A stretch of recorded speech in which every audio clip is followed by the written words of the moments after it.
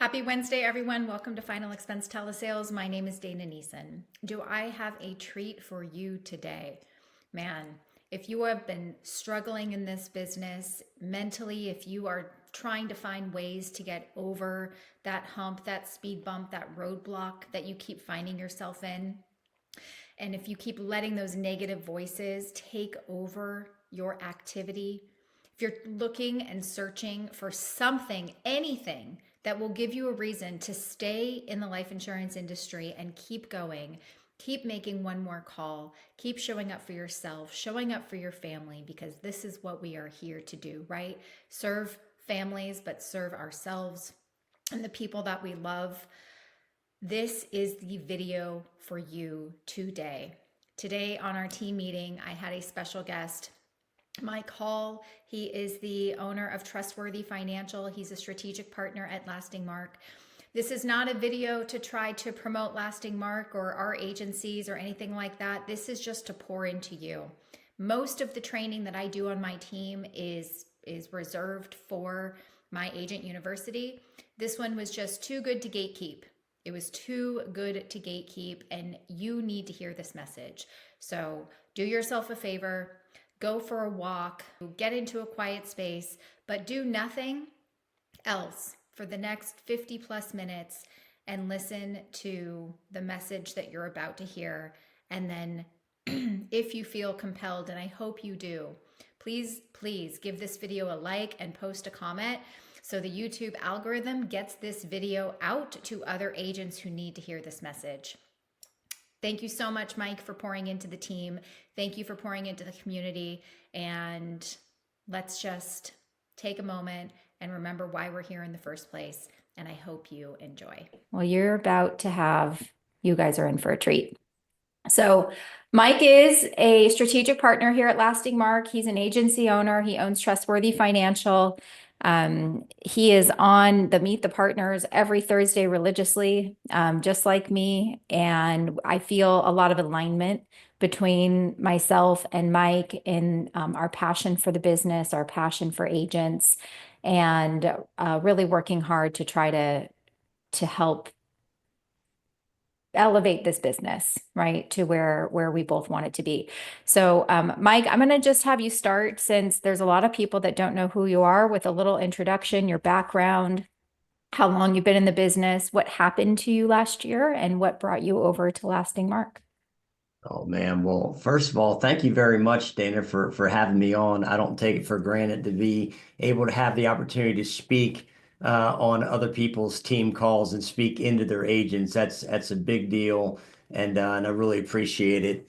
And you guys have got a great leader. You know that it's been fun being able to watch her on YouTube. I've sent a lot of my agents to see her information, and I agree with her on our alignment that we've got.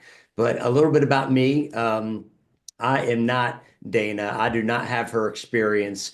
I'm the oldest of five kids. My dad was a pastor. I grew up in Baltimore, Maryland, really just scared of my own shadow. I dealt with self-confidence levels most of my life. I remember being in high school and thinking I just didn't fit in with any group of people, and I just felt different. I didn't know how I felt different, but I felt different. I lost a bet at the age of 18, joined the Marines, ended up being the best decision of my life. One of the things that my father, who was a pastor when I was growing up, one of the things he always told me was the one thing people can't take from you is your word. Your word is your bond. Integrity is everything. And I remember being 18 years old thinking, do I want to start my adult life out on a lie? And that meant something to me. Nobody expected me to keep that, but there's no way I'd be where I am today if I didn't make that decision then. My dream job was to be a firefighter in Baltimore City. I was able to do that. I did that for 10 years. I was also a Marine. I did go to Iraq. I got some lung issues from my time there that ultimately caused me to take a retirement from the fire department in 2010. I got involved in network marketing, and that's really what got me to understand that if I changed the way that I think, I could change my decisions, which would change my results and ultimately change the way that I feel. It was the first time that I understood that I did have some control in the outcome and that I didn't have to end up financially like everybody else in my family. I quickly found out that wasn't the path for me. Someone had approached me about selling life insurance, and I didn't say no. I said, heck no. Like, I don't want to sell anything to anybody, and I sure as heck don't want to talk about death and dying.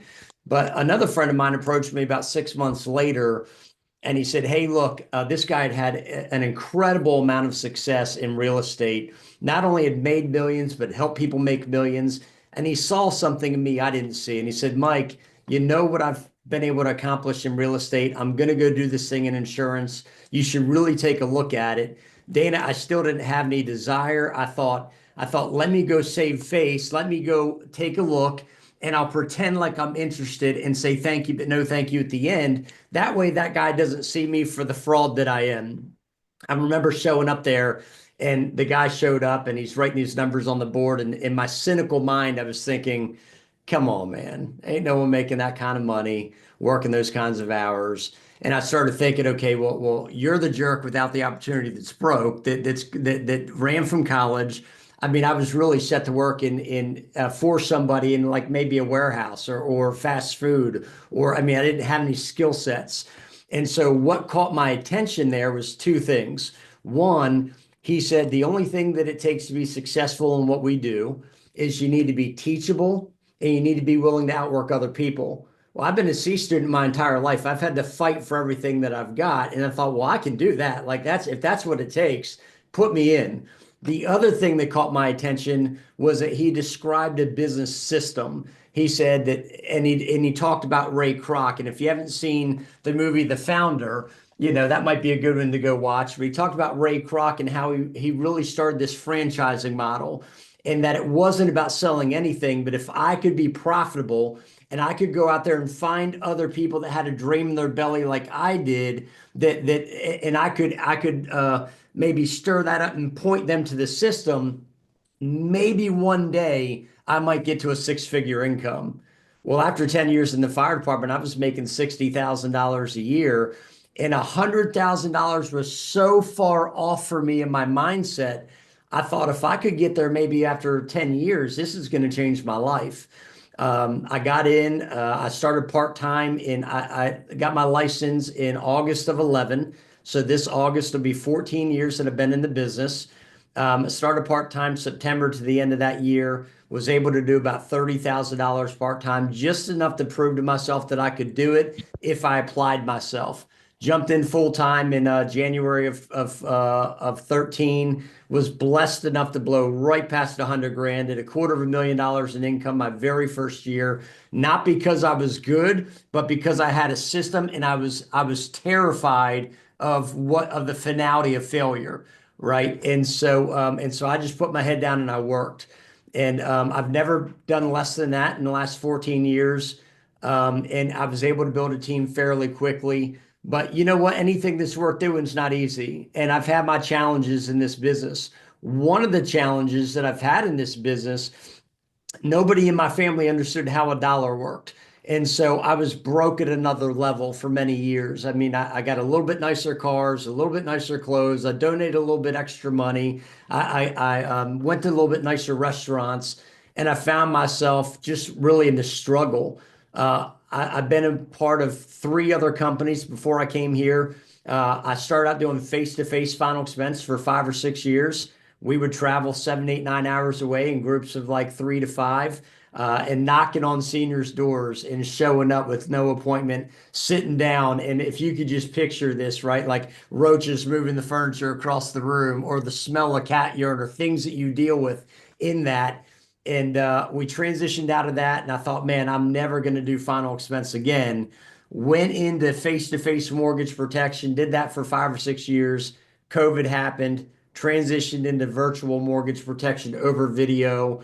And about a year ago, so when I was at that first company, that's where I met Roger and Tommy and Zach and Chris.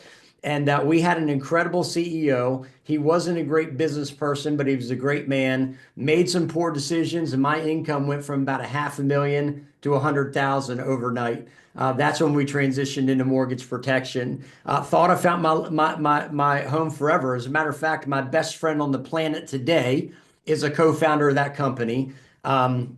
But things happened, and integrity got involved. And long story short, there was a guy that Roger and I were partners with at one point, and when he sold his company to Integrity, that placed him above me in the hierarchy, which he had never been before. He had control over my business, and he took 150 agents away from me, and I lost a seven-figure income overnight. And I'm loyal to a fault. So I stayed and I burned through all of my resources trying to figure out and make it work. And I thought, I need to, I believe in this industry. I see what it's done for my family. I mean, it's given us a lifestyle that we could have never, ever, ever had the opportunity to live outside of this. And I had a tough decision to make at that point. And it's like, okay, am I going to throw the towel in? Am I going to, or, and go get a job? I'm not going to lie. These thoughts went through my head. It's like, man, you've been doing this. Everyone you know are multimillionaires at this point that you've been working with, and you've done this for so long. Do you have the energy in the tank to go make another hard run? Are you good enough? Did you get lucky the first two times? And I thought, you know what? For me, I'm okay if I didn't have success in this business, but I wanted it to be because I left it all in the field and I just wasn't good enough. I didn't want it to be because I didn't have the courage to do hard things and because I quit. And the thing that really drives me, and this is a long answer to your question, but the thing that really drives me was more of fear of failure than success. I was running from someone having their thumb on me, from someone having control over me. And I thought, man, I've just seen so much. I've seen so much in this business. And so I decided I was going to go out on my own and I was going to start over. I've had this incredible relationship with Roger for the last almost 14 years now. And when I started having a conversation with him about lasting Mark, and I was able to see the resources that they were able to provide for the future agents I was going to hire that I didn't have the ability to do, and how they were going to, and really, I needed a place where I could come and I could get profitable again and I could get healthy financially. And so we took a look at lasting Mark a year ago at the main event, started the process of navigating, trying to stay out of a lawsuit. Really didn't get started until July. I had never done final expense telesales before. Got in, had to learn a brand new skill set. I knew if I was going to build to something, I couldn't do it unless I was actually doing it myself and could teach it. And so when I thought about final expense, I told you early on, I said that I would never do it again. I was thinking, well, what were the reasons I didn't like about it? Well, I didn't like the wear and tear of my car. I didn't like staying in the crappy hotels. I didn't like the environment in some of the homes that we were in. I didn't like the diet that I had to have. It was all of that that I didn't like. What I did love was I loved the people. I love being able to make a difference for people. When I saw my dad making a difference for people most of his life as a pastor, I thought, I want that result. I just don't want to go about it that way. How can I go out there and really serve people and make a difference for people, but still not have my family suffer in the long run financially? And so we got started the end of last year, zero agents. Really just contracted 120 people last year. Really just went through, had to develop our systems. And so here we are today. We've got some momentum this year, and we are extremely excited for what the future holds here. So that's where we're at up to today, Dana. Wow, that was quite the introduction, by the way. Yes, you deserve that sip of water. Okay, I'm going to ask you a few questions and then we'll get to the place where the team can ask some questions. It might make more sense, team, if you put them in the chat when you have the questions or when we open it up to questions. So think about your questions, write them down, we'll put them in the chat, and that way we won't have people talking over each other. So I watched your interview yesterday with Roger in preparation for my interview with you. And there was a couple things that I found really interesting that I wanted to connect with you on. The first one was kind of script related, but I saw it in your script, but I didn't get it until I heard you say it on on the interview on the Life Insurance Academy podcast. And that was how you insert your mission statement before asking the question of what caused you to inquire in the first place. And I'm not saying that everybody needs to change their script or do this, but when you actually say it, it sounds so good. And I really connected with that. So I wanted you to share that with the team, what the what it is after your intro, you say your mission statement, and then you ask what caused them to inquire. Can you share that with everybody, please? Yeah, and you know what? I really got to give the credit to Life Insurance Academy because I had no clue how to do this, and it is a completely different game helping people face to face than it is over the phone. Yeah. We got seconds to grab their attention on the phone to keep them from hanging up on us. And the thing that's hard to teach people is to be able to connect with people.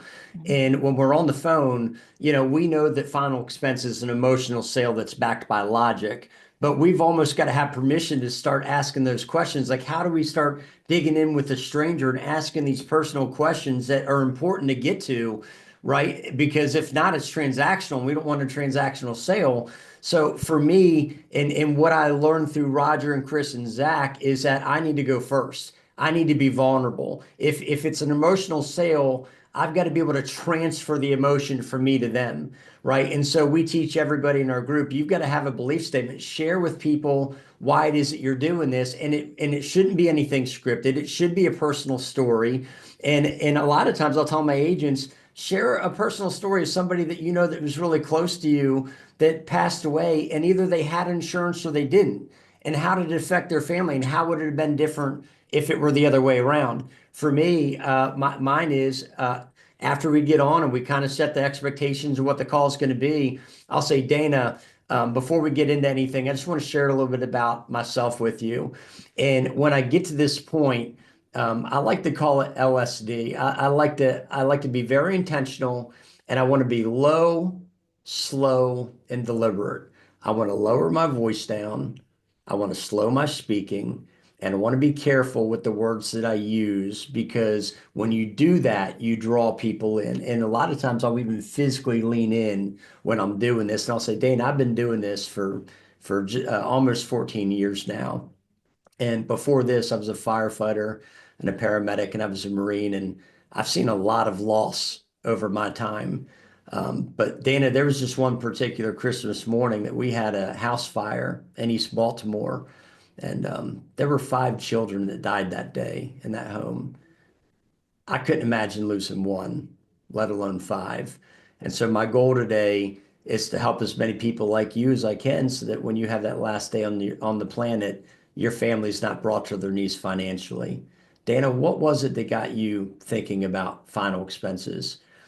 And that really sets the tone for me to one, I'm being vulnerable, I'm being transparent. I need to do my best to make them feel the emotion in that conversation. And then it sets me up to ask them those important questions about the stakes and why it is that this is really important to them. I love that. So, you guys, I want you to think about if that's something that you feel would add value to your introductions, to your sales presentations, to make you feel less uncomfortable asking uncomfortable questions. This is recorded, so you can go back and watch it again. He shared this mission statement and intro on his interview with Roger as well, if you want to go look for that. And I appreciate you sharing that with us.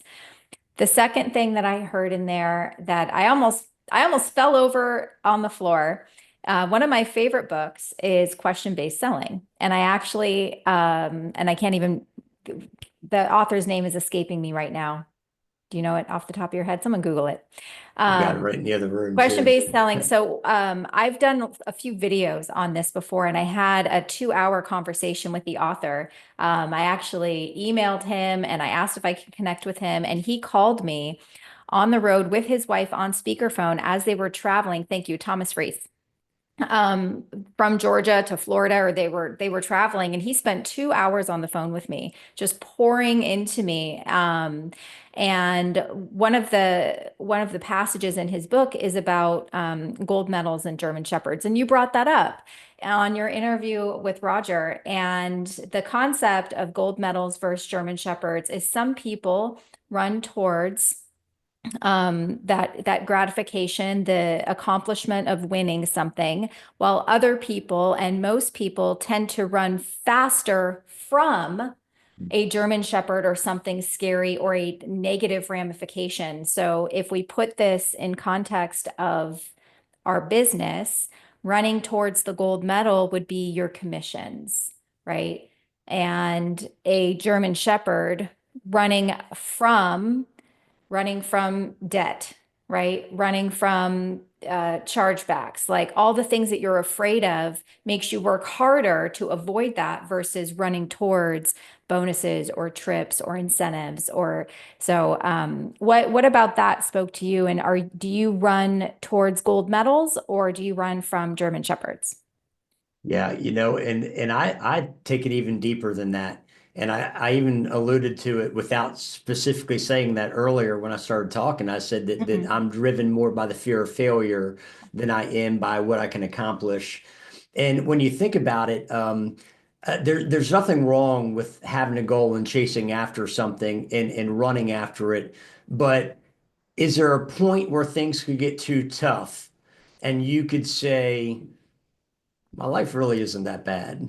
I really am blessed. Is it really, is there something that's driving you to your inner core that's going to keep you chasing it? Versus, I was going over with, I'm in a 7 week series with my team right now. We're talking about what is the real opportunity here at Trustworthy. And it's not a sales opportunity, right? It's so much bigger than that.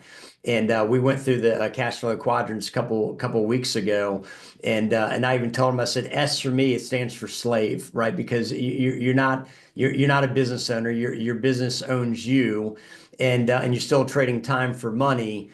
And I want to get to the point to where I've got freedom. I think freedom is the goal. Money's not the goal. Freedom is the goal.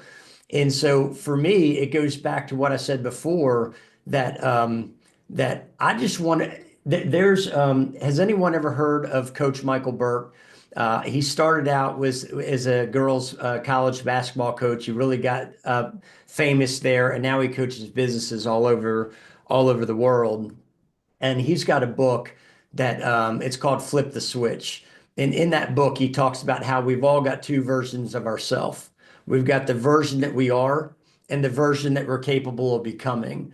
And that's just something that's always stuck with me. I thought I couldn't think of a bigger slap in the face to my friends and my family and everyone that I work hard for if I don't do everything I can to become the version that God created me to be, the best possible version of myself. And so for me, it's more about not living up to my potential. For me, it's more about when I build an organization, it's not necessarily for the money. Yes, it's the type of money, right? I want to be able to have time and money together. Ultimately, what I want is I want to be able to have shared memories and experiences with the people that I love. And I want to be able to have the financial resources to back that up.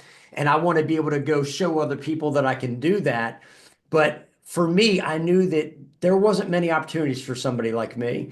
I ran from college. I barely got through high school. I didn't have any business education. I didn't have any capital to start a business.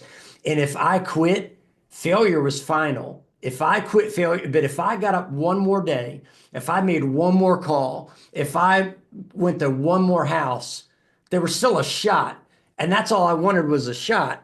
And I think about somebody like Kobe Bryant, right? Another book, and I'm the guy. I see him in my head, and I can't think of his name right now. But he wrote Winning, and he wrote there's a couple. It was the personal trainer to Kobe Bryant and Michael Jordan, and he said in his book, he said he trained so many people that were so much more talented than both of them, but they wanted it more. They showed up early and they stayed late and they put in the reps. And I kept thinking back to that first meeting 14 years ago where they said all you got to have, the most talented aren't typically the ones that win in this business. Well, why? Well, let's just think of this. Maybe you were a straight A student. Maybe you've got the looks and life was easy for you. If life is easy for you, this business is going to be so much harder because do you have the grit and tenacity that it's going to take when the business gets hard? Like you're going to want to quit when the business gets hard. at the main event, there was a speaker. It was Lieutenant Colonel Dan Rooney. He's the founder of an organization called Folds of Honor. And he had a quote there that I'm stealing. I'm going to stop giving him credit for it because now I consider it my quote. And he said, the purpose of our life should be to live a life of purpose.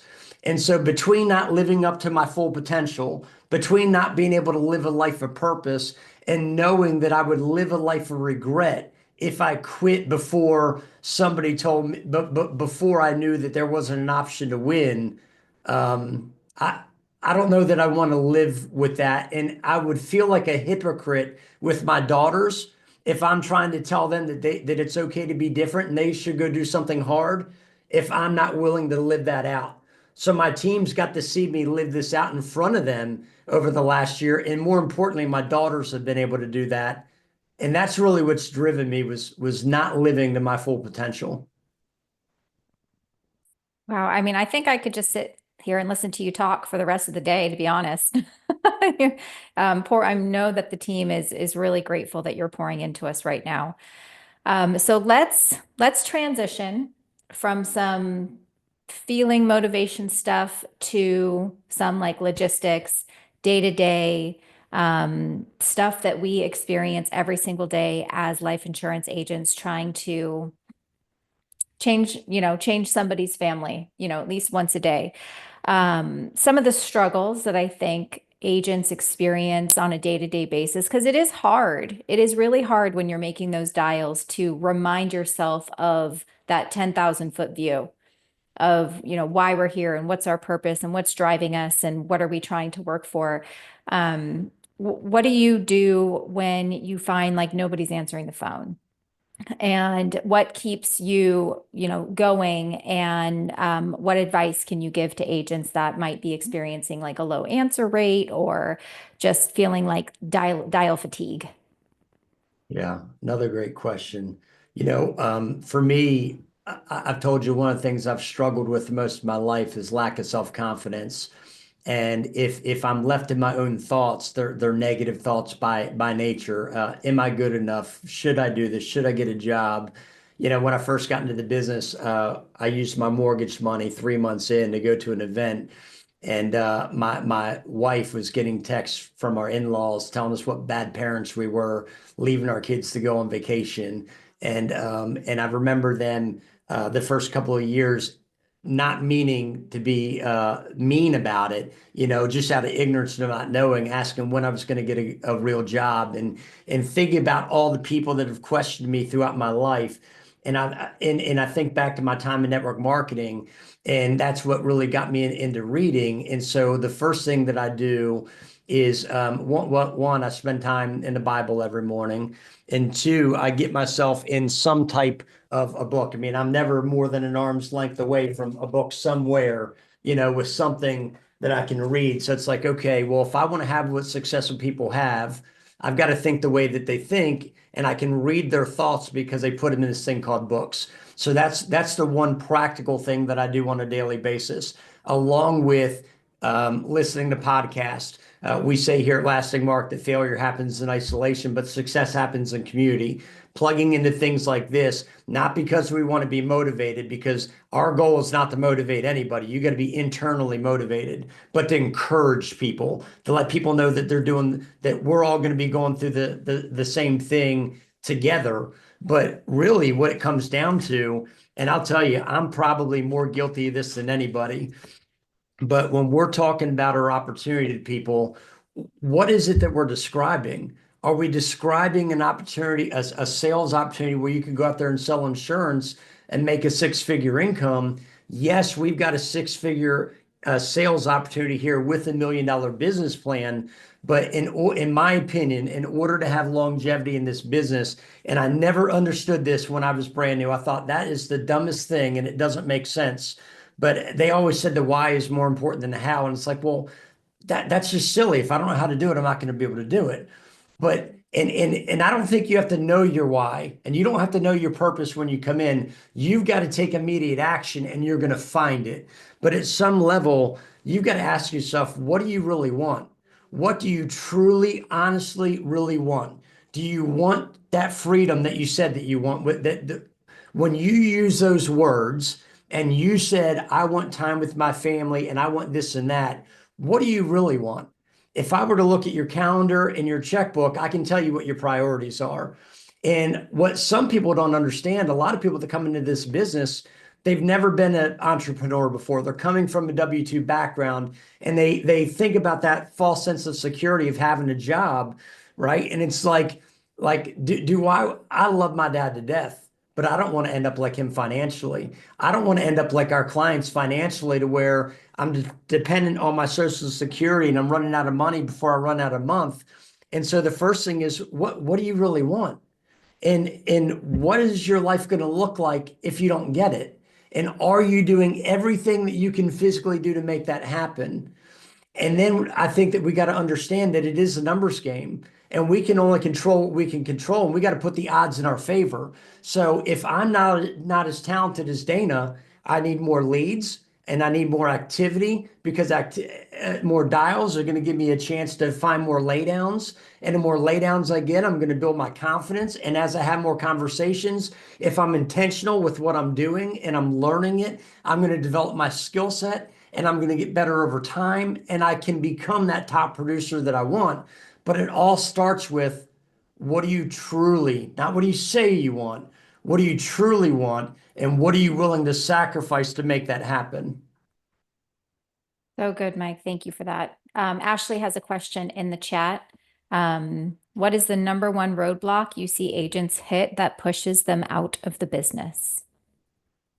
I think one of the biggest roadblocks is what I'm talking about right now. I think that I've been guilty of explaining this as a sales opportunity, and I get people that come in here and they're putting in 500, $600 a day and they're not getting success. I think we need to do a better job of letting people know. Look, people. There's another book that I love. It's called Up Your Business. Dave Anderson wrote it. And he talks about in there that you're not going to find eagles with chicken feed. And so what that eagles, if you think about them, they're predators. They fly alone. Think of like an entrepreneur's an eagle, right? Think about employees or employee-minded people, victim-minded people, glass half empty-minded people is chickens. So if we're out there, if we lower the bar, we're going to lose the winners. If we raise the bar, we're going to lose the quitters, right? And so I think one, we need to know who it is that we're looking for. We can't change anybody. Change is one of the most difficult things in the world. So I'm not good enough to change you. Dana's not good enough to change you. You've got to be internally driven. So it starts with finding the right person that truly does understand the opportunity at stake. And then I think one of the other biggest roadblocks is one, people isolating themselves, not plugging in to a group dial session, not plugging into to group calls, being a victim of your own thought process, listening to those past demons, but also not having an organization like this. Like there's not many places like this where you can go out there and have the type of training that you get, where you can get on a meeting every single day and work and get better together. I tend to look for a lot of people that have a sports background or a military background because they understand the value of putting the team above themselves. So biggest roadblock, not being teachable, understanding that you've got to be a student, and that you've got to be willing to change, change is one of the hardest things in the world to do. No one can make anybody change, but I was ready. And when you're ready, you can't be stopped. So you got to be ready. You got to want it. The pain of where you are right now in life has got to be greater than the pain that you're going to go through to get to where you want to be. And until that happens, there's not anything we can say that's going to get you through it. I agree with that. Yes, 100%. And knowing that when you first start, you're paying for the tuition to learn, right? You may not get that instant gratification or that instant ROI as you're putting in those deposits to get poured into, putting in those deposits to get coached, putting in those deposits to learn systems and leads and how to do everything. And I think that's a hard thing for agents to comprehend too, because this isn't a job, right? You're building a business. What other business could we go into, Dana, where you don't have to have a 4-year degree, you don't have to have $1 million to get into it, and as long as you're willing to work, you can literally make money of surgeons or better, not Yeah. give up your entire life to do it. But one of the other things is too, we got to understand that sometimes we have to sacrifice what it is that we came to get in order to like you're not going to have an overnight success. And everyone sees the overnight success on social media or on TV, and they don't see the 20 years of struggle before that. But like right now, I'm sacrificing time with my family, which is what I ultimately want because there's a bigger purpose inside of me and I want to create something larger. So you got to understand that there is sacrifice involved for a period of time. I agree with that 100%. I am doing the same as I rebuild. Next question. What do you advise agents to do when they invest for 2 weeks in new leads, don't make a sale, and then want and worked aged data? Meaning like a lot of new agents, they'll come in, do the initial investment, they don't get enough traction, and so then they retract. And then they say, well, I'm just going to work age. I'm not going to invest anymore. Like in that moment, I just want your thoughts and insight on it. You know, Chris Ball did a great job of covering this on the LIA call a week or two ago, and he had a graphic that he put up. And if you're not plugging into that, I do highly encourage you to do that if it's something that Dana recommends. But I get so much value out of it every week. And one of the visuals he put up there was he showed somebody buying 50 leads for a week. And I'm paraphrasing 50 leads for a week. They had like 12 presentations. They ended up writing a sale, writing an app. The next week, they ended up buying 30 leads. They had probably 10 or 12 presentations, didn't get an app. The third week, they didn't buy any leads because they thought, okay, I've got 80 leads. I've got these people that I haven't gotten a hold of. And it's like you're starving your business. I told my team the other couple of weeks ago, I said I was driving into work one morning and I thought, I just had an epiphany. I thought, well, what happens if you don't feed your kids? Well, they get hungry. Well, then what happens? Well, ultimately they die. What happens if you don't feed yourself? Well, you're going to die. Well, why would your business be any different?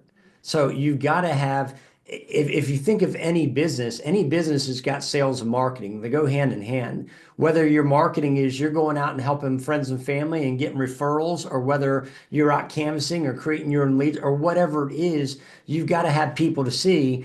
If Walmart didn't buy new inventory, they'd be out of business, right? So one, you've got to have inventory to be able to win. And if it's a financial thing, I've got a young guy right now, Najee Williams, young stud, 26 years old, had a very rough upbringing, no parents, raised by his grandparents, just crazy story. He drives Uber about 10 hours a day right now to be able to create money to buy leads. And then he's on my dial room at night from like 6 o'clock to 10 o'clock every night dialing, and he's averaging about an app a day, right? So if you don't have the financial means to get older data, and here's the thing, if you're working older leads, all it means is it's going to take a lot more activity to get more people on the phone. But once you get somebody on the phone, a person's a person. And we've got to remember first and foremost, we've got to be human. But there's only two things that we can control. It's our attitude and our activity. We can control our attitude, we can control our activity, we can control how many opportunities we give ourselves.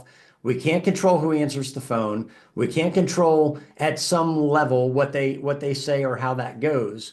But no, it's if you are not giving yourself, if you're not fighting tooth and nail to find a way to add fresh leads to your stack every single week, it's the kiss of death ultimately in your business. And that doesn't mean, yes, they're going to stack up. And all never follow anything I say without checking with Dana. But I teach my agents always call your new leads first, but then call through all of them. I had a guy that I called for 6 months. He never answered the phone.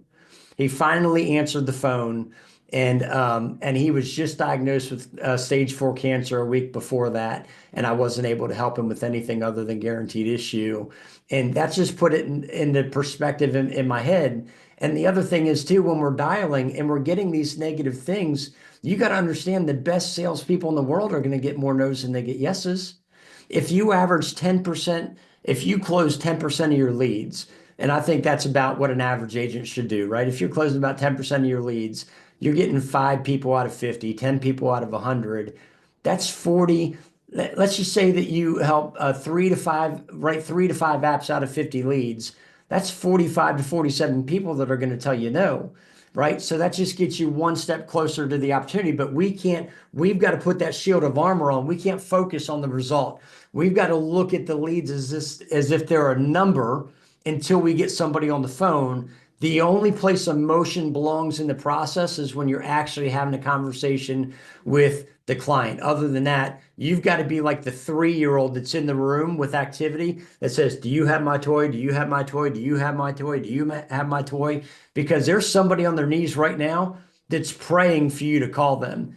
Let me share a quick story with you real quick. And it kind of relates to this, but my father, a couple of years ago, he was going through his war market and thinking, okay, let's and by the way, he's my business partner today, and it's so cool to be able to build something and make a different type of an impact in people's lives with people that I love the most, like him. But he was wanting to help. He was like, let's who do we know that we can help? There's a lifelong friend of his, and this maybe we'll just put everything in perspective also. So lifelong friend is he's been friends with for like 56 years. This guy spent the majority of his life as a missionary in Mexico. My parents they went to college together, and we were able to help this guy 6 years ago with a policy. And 6 months ago, 7 months ago, he was diagnosed with stage 4 pancreatic cancer, completely healthy up until this time. About 2 weeks ago, my dad was on a FaceTime call with him, and he took some screenshots and sent me the pictures on what the guy looked like. He was unrecognizable. Sunday, he went to the emergency room, found out he was septic, and then got sent home to be on hospice. And my dad got the notification last night at 10:15 last night that his best friend on the planet passed away. And it's like when I was a fireman, we showed up at people's worst day. Today, we've got a crystal ball. We know that more people are going to have a heart attack, stroke, or cancer and are going to survive it than don't. We know that people are not getting out of this world alive. And it's like we just have to have perspective in the value that we bring to people, what it is that we really do. And it goes right along the 5 fundamentals that Chris and Roger teach too. And the first thing is you've got to believe in what you're doing, and you've got to believe that you are making a difference with those people. And it's got to be more so than the feelings attached to the activity that you're putting in. As well as more than the feelings of, I have to get a sale, right? You have to want it more than you want a sale. And Money is a what an byproduct incredible of the value that story. we bring. The more Thank you for valuable sharing we that. become by putting in and learning and getting better and developing, the money's going to come. If you chase the money, you're going to be out of the business. There's a lot of questions in the chat, so we're going to go through them, and hopefully we can get through all of them. Tori asked, what are some of the sacrifices you've made to get to where you are today? Oh man, I mean, I've missed vacations with my family. I mean, last year, my family went to go see my in-laws in Maryland for a month, and I stayed back and worked. We did take the family on spring break this year. I mean, there's little things like that. There's, you know what? There's none of us. I do not have the ability and or the right to tell anybody what kind of sacrifices they should make. I made a lot of sacrifices and maybe some to the detriment, right? Maybe some to the detriment that I don't think that there's such thing as a balanced life when you're building something. I mean, especially building a business. Building a business is one of the most difficult things in our country to do, period, any business. And if we know that, then you've really got to be 100% in. And so at the detriment of some of my relationships at some level, I just, um, yeah, a lot of time, a lot of events, but I'm doing that for my family. I'm doing that because I want my girls to understand that this life is hard and cold. They don't have to be like everybody else, whether they do this business or not. I want my example to them to know that sacrifice is not a dirty word. It's not a dirty word. And I want who I want to become in the legacy that I want to leave them. I want that more than the temporary stuff that I'm missing right now. That's great. Yep. Jesse asked, do you have any advice on systems to improve your contact rate on leads? The best thing that I when I first started here in July, we were getting kaboom leads. And they were going right to a Google sheet, and we were just picking up our phone and dialing them. And I didn't realize how much time we were wasting. And I got introduced to this world of CRMs, and I got introduced to the world of automation and some AI. But let me tell you this: there's no tool that should ever replace your activity or what you're doing, right? But with the CRM and the automation and the text AI, and I also have a voice AI. They're texting my leads, they're calling my leads. It's helping me set appointments in addition to me making the same dial. So I'm still doing the same activity I would do without that. But yeah, I mean, I think that one of the things we do poorly as salespeople is communication and the follow up. And so that has helped me get better with that, with follow up text messages through the automation to develop that. We're in the relationship business, we're in the people business. And so we can't forget that. We can't get a sale and let it go. So CRMs and technology have helped me get better at what I was already doing. Good. Tim asked, love your story. What's next for Mike? Oh man, you know what? If I can just find the next Michael Hall, if I can find that next person that thought he was a failure, that didn't have a shot, that's got a dream in their belly, and I can pull that purpose out of them, because I feel like we all love people. We all want more out of life. We all want more for our family. Courage is not the lack of fear, it's taking action in spite of fear. So, can I find some more courageous people that I can help pull out of their shell and speak some life into them? I just want to see how many other people I can help reach their full potential. I love that. That's definitely what I'm trying to do as well. And what I love about our community as a whole through Lasting Mark is that all of the agents have access to all of the leaders in some way, shape, or form, and that we all come together to and work together to pour into the agents. You don't have to be under Dana or under Mike or under the Palmers or whoever else is on the team. That everybody wants to give and everybody wants to help see you guys succeed in every way we possibly can. Do you guys have any more questions for Mike? There was a lot, but it was a lot of comments. The chat was just blowing up. People are just paraphrasing some of the things that you've said. Kim asked, some of the negative things that get into her head is when family members who keep asking, when are you going to get a real job? What is your advice on how to respond to something like that?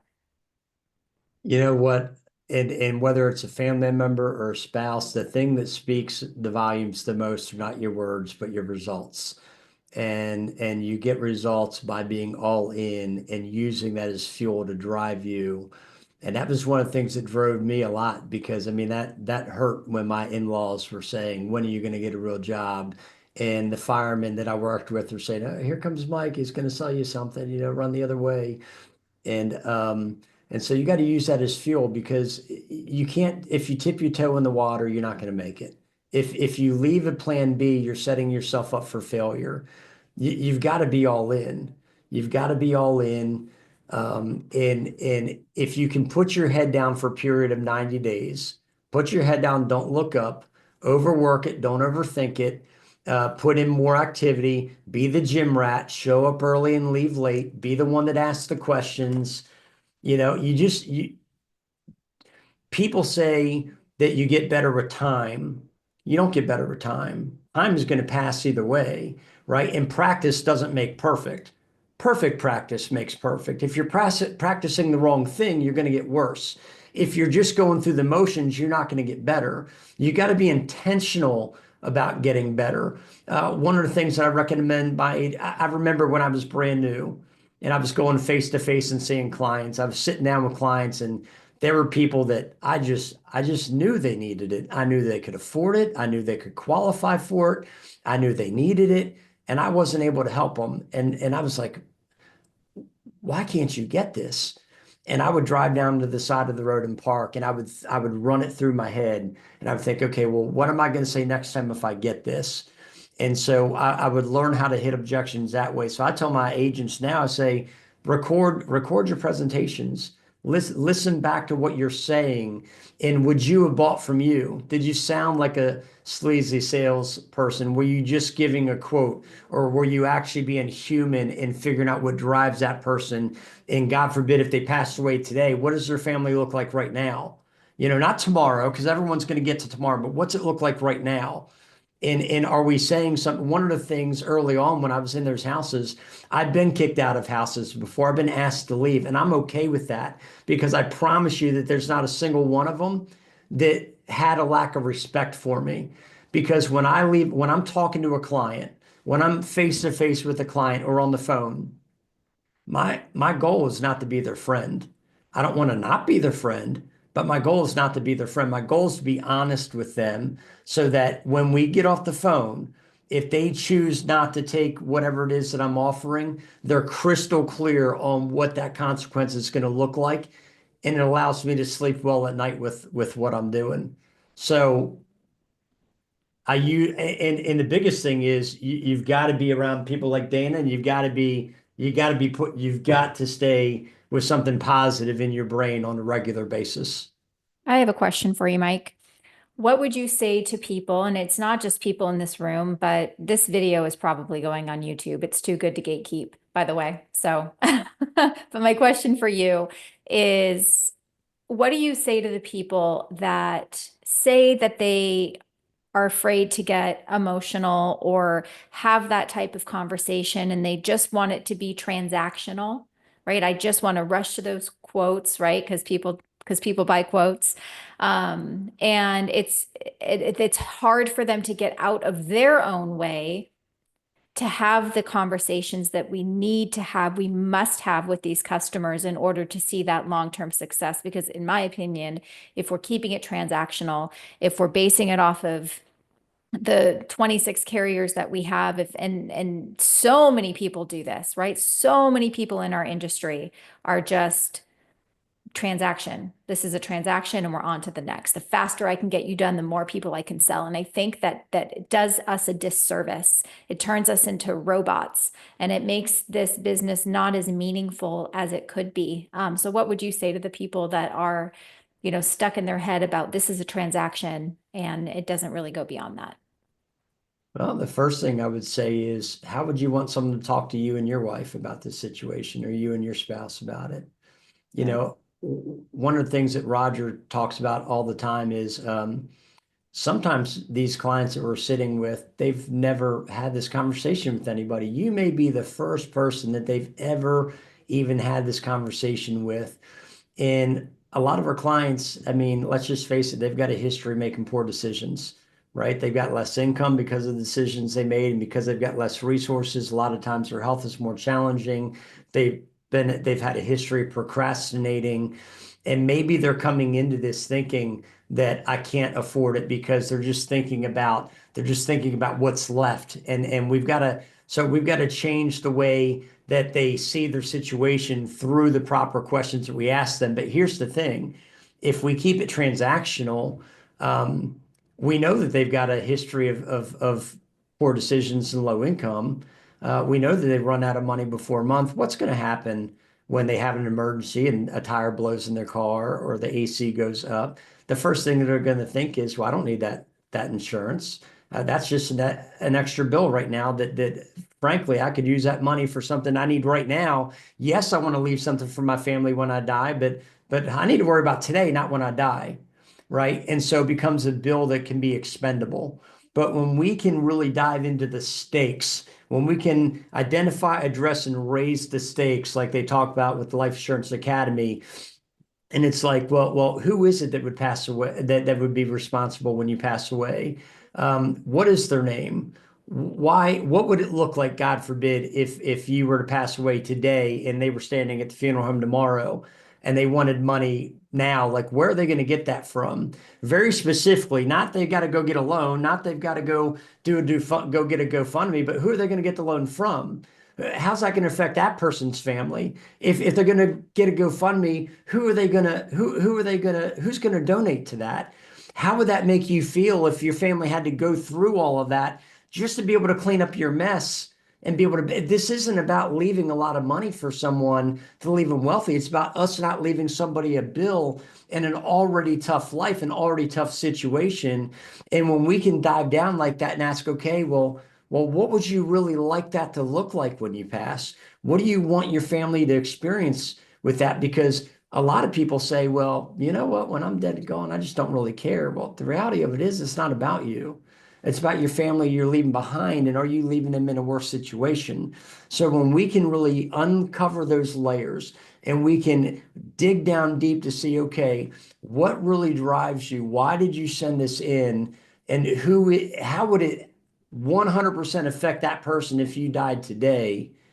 That's what's going to get you away from the transactional. Now, when that emergency happens, when that tire blows, you become an artist and you've painted a picture of you laying in the casket and your family's looking down at you and you see all the grief that they're going through and you see that you just want them to be able to go put their feet on the ground and be able to get through the next day.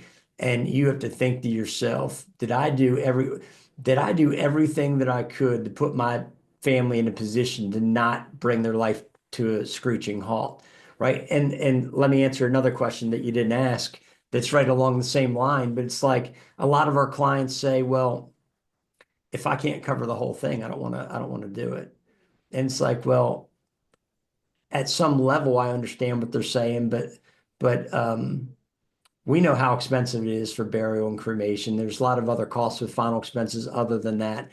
But what if you could only help your family with $2,500?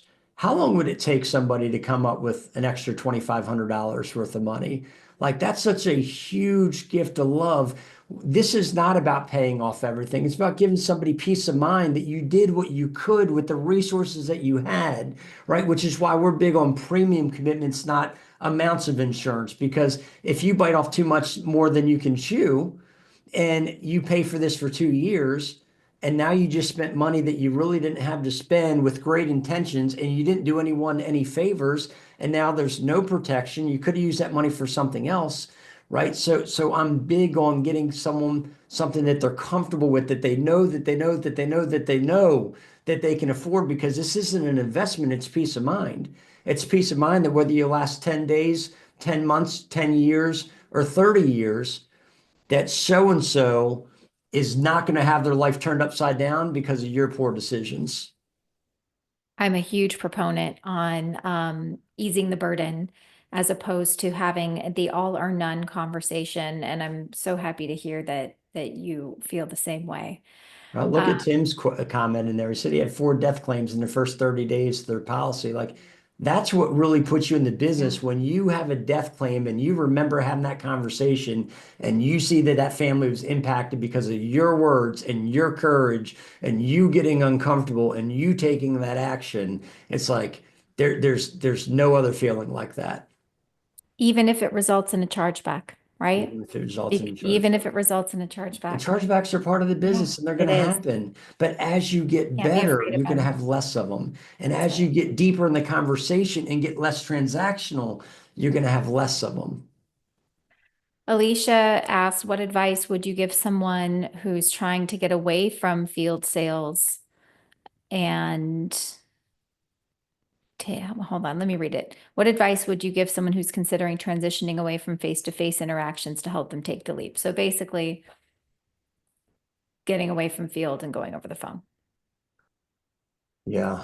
That's a loaded question. I try to be careful when I give advice like this, but and I think it depends on the person. I think it depends on your ability to learn new things. I think it depends on the type of income that you need to replace. Maybe in some situations it makes sense to just pull the trigger and go from one to the other and really dive in and learn it. Maybe in some situations it makes sense to do, and this is, I would say, a very temporary thing, but maybe a hybrid thing where you're going out face to face for a period of time to get the amount of production that you need for the week, and then you spend the rest of your week really learning it. But the reality of it is, this business is caught more than it's taught. You're going to learn it by doing it. And Yeah. if you were on your own and you had to come up with your own systems, it's going to be more tough. But you guys have got, and I know that Dana's only got 4 or 5 years of experience in the industry, right? But you've got 20 plus years experience in telesales. I mean, you've got one of the best trainers that's out there, in the system that she's putting together, the access, the resources. If there was any chance of you learning telesales and being good at it, I would say you just got to go all in. Make sure that you've got enough money to feed your business, because it does take more leads for telesales than it does final expense. And you've got to understand it's going to be a little bit different. You don't have that face-to-face communication to be able to connect with people. You're not going to be able to read body language. You're not going to be able to see things around the house to be able to connect to. And so, but commit for 90 days, put your head down, follow Dana's lead, and you can't go wrong. But you got to believe in yourself. You got to go all in, and you've got to be teachable. You've got to be teachable, and you've got to put in more activity, not less. And you got to stay closer to the fire so that she can make those little tweaks to kind of help you along the way. We want you to have less obstacles than what we had, and we can help that if you stay close to us, close to the fire, close to Dana. And you when you start doing it, listen to your own recordings, maybe send your recordings to her to listen to. But a lot of times when you listen to yourself back, you're going to be able to tweak a lot of that. And it really goes back to what I bought for me. Did I talk to somebody the way I would want somebody to talk to me? But you got to have a good system, and you've got that. I've reminded the team a couple of times that when I did start in this business, uh, not a lot of people were doing telesales. It was right towards the end of 2020 when people were being forced into telesales. And that was really all I ever knew. So I just, regardless of COVID, it was going to be telesales or nothing. And when I first started, I was given a bunch of leads that were direct mail leads, by the way, that were 6 months to 2 years old. And I had phone burner, and I dialed them one at a time, let it hear it ring, go to voicemail, no texting, no bots, no AI, right? And no automations, no moving leads from one opportunity to the next. And it was 500, 600 dials a day. And every person that answered that phone, it was like my life depended on it. And I would keep them on the phone. And my very first day, I made 636 dials and I made one sale. And we have it so good. I feel like the mom that's like, I walked to school uphill in the snow without a jacket, no shoes and socks. And it's just about doing more work, more activity, not getting the burnout. 250 dials might not be enough, right? You Yes. might have to do 500. And it's like at that moment when you think I've put in a full day of work, make one more dial and then make another dial. And you keep going until you hit those goals. It was non-negotiable for me. It was a non-negotiable for me. It didn't matter how long it took until I got that person on the phone that wanted to talk to me. I didn't have any brand new leads for 3 or 4 months. I've got a young lady. She's 21 years old. She's brand new. She's never done this before. She lives in Florida. And she was scared of her own shadow. She made the commitment to invest in herself. She is in my office in Indianapolis. She rented an Airbnb, a room in a home at 21 years old for 6 weeks. And she's got year-old leads that she's calling. She's not made her first sale yet. This is her second week of activity, and she's averaging about $500 a day. There's a skill set. Anybody can learn it. There's a skill set. We all learn differently. It all takes different levels, but you got to overwork it. Don't overthink it. If you think you're making, and here's a big thing on that. You got to track your activity, because there's a lot of times that you feel like you're doing more work than what you're actually doing. But not only does it show you the actual amount of work that you're putting in, it's also going to tell you a story. If you're making a whole lot of dials, but you're not getting enough contacts, Maybe you need to make more dials. Maybe you need to call more hours. Maybe you need to add more leads to it. Maybe you're getting a lot of contacts, but you're not getting a lot of presentations. Well, you got to work on what you're saying on the opening line. What are you saying to be able to keep them on the phone? If you're getting a lot of presentations, but you're not getting a lot of sales, you got to work on your presentation. Are you being proactive on the objections versus reactive? Are you hitting them first? If you're getting a lot of sales, but you're not keeping them, are you being transactional? Are you diving down into the sale? So your numbers tell a story. So you've got to track your numbers for sure, no matter what. And then you've got to be the hardest worker on the team. If it's tougher for you to learn things, if you're a slower learner, if this is 100% out of your comfort zone, the one thing you can control is how many dollars you make. This young lady, she's been averaging 12 to 13 hours in my office every day, and because she's got a dream in her belly and she wants to make it happen. And so we'll see. The story is still being written, but as long as she can keep that coat of armor on her head, and I can keep speaking life into her, and we keep what it is that she really wants out of this forefront in her mind on why she's doing that. But you know what she's doing? She doesn't have the finances for brand new leads. She's building her confidence. She's building her reps. She's starting to get comfortable having conversations with people. Everyone's got a different timeline, but I believe anyone can have success in 90 days if you put your head down and actually put in full-time effort. I've seen so many people come in, have some success part-time, go full-time, but actually put in part-time effort full-time, not even full-time effort. It may take 60, 70, 80 hours a week to get this for a period of time.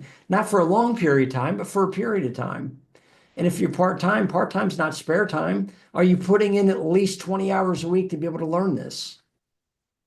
That's great. Well, we're going to wrap this up, Mike, because we want you to get back to your team and your business. But everybody, thank you. Thank Mike so much for pouring into us today. And I'm excited to join your team on Friday. I hope I can give them the same type of energy that you've given to us in return.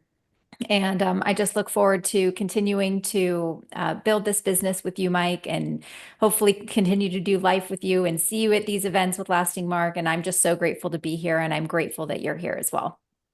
Well, first of all, thank you so much for having me. Like I said, I don't take this lightly, and I just want your team to know. I know that I'm still getting to know you. I don't know you very well yet, but I have the utmost respect for you, and I sing your praises to my team all the time. I get them to watch your YouTube videos, and you are a breath of fresh air to Lasting Mark. You're an incredible asset here. I look forward to getting to know you better. I look forward to maybe having some friendly competition between our teams and driving everybody to get better. But Yes. thank you very much for everything. Hopefully it was helpful, and I really appreciate it. It's been an honor. Thank you. Thank you, Mike, so much.